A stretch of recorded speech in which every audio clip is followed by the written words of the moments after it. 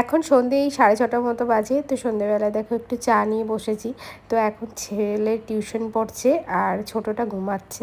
তো ততক্ষণে আমি ভাবলাম একটু চা বিস্কিট খেয়ে নিই। আর এদিকে দেখো চিকেনটা ফ্রিজে ম্যারিনেট করাই ছিল, পেঁয়াজ, আদা, রসুন, টমেটো সমস্ত কিছু দিয়ে। তা ছেলে বললো কি আজকে সন্ধ্যেবেলায় দুধ খাবে না, তো সেই জন্য ভাবলাম ওকে একটু চিকেন পকোড়া মতো করে ভেজে দিই। তো দেখো এই যে এখানে দুজনেই মানে ছোটো ছেলে ঘুম থেকে উঠে গেছে আর বড়টার তো পড়া হয়ে গেছে। তো দুজনেই এখানে চিকেন পকোড়া খেয়ে নিচ্ছে। আর তারপর দেখো আমার ছেলের একটা ফ্রেন্ড চলে এসেছিলো, তো ওরা তিনজন মিলেই এখানে ফুটবল, ক্রিকেট এই সমস্ত খেলছিল। আর ছেলের পাপাও বাড়ি চলে এসেছে কিছুক্ষণ আগে। তো ছোটো ছেলে বায়না করলো বাইরে থেকে ঘুরতে যাবে, সেই জন্য তো ওর পাপা বললো যে ঠিক আছে তাহলে একটু নিচ থেকে ঘুরিয়ে নিয়ে আসি। আসলে সারাদিন বাড়িতে থাকে তো ভালো লাগে না। আর বড় ছেলেও বায়না করে, কিন্তু যেহেতু এখনও ফ্রেন্ডের সাথে খেলছে তাই ওর আর বাইরে যাওয়ার মন নেই।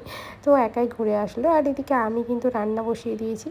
তো দেখো ওই যে চিকেনটা বললাম না ম্যারিনেট করা আছে, তো সেই চিকেনটা রান্না করলাম। আর এখানে করছি ভেন্ডি আর আলু ভাজা।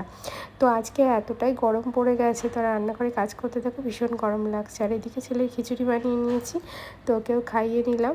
আর এদিকে রাত্রেবেলা দেখো একটা আমাদের অনলাইন অর্ডার ছিল লিকুইড সার্ফ, তো সেটাই চলে এসেছে, শেষ হয়ে গেছে। কালকে সকালে কাচতে পারবো না বলে রাতের বেলায় অর্ডার করে দিয়েছিলাম।